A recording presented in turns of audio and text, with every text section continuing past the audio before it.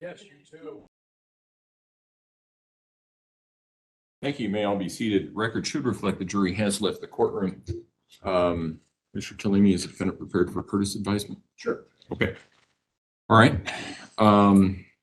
Prosecution, what felony convictions would you rely upon to impeach the defendant's credibility if she were to testify? I don't believe there are any, Judge. All right. Ms. Stauch, how old are you, ma'am?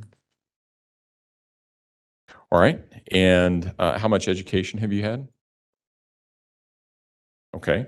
I've heard through the trial that you have a bachelor's, a master's, a master's, and a doctorate degree. Is that accurate?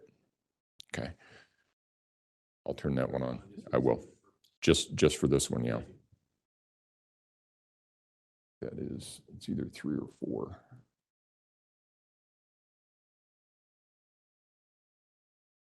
All right. And how's your health today, ma'am?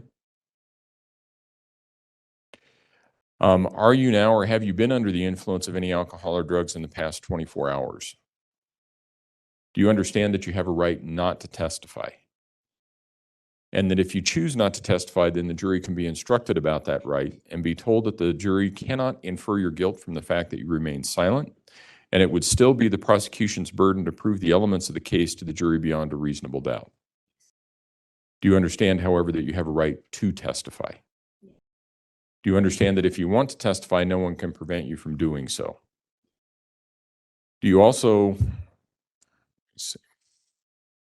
do you further understand that if you choose to testify, you may be cross-examined by the prosecution concerning any matters which are relevant and material to this case?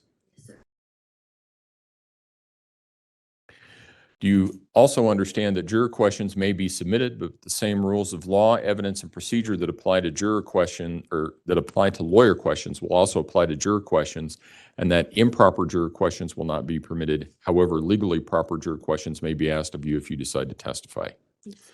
Essentially, you've seen that process of questions that have been submitted by jurors to other witnesses. You would be subject to that same process. Do you understand that?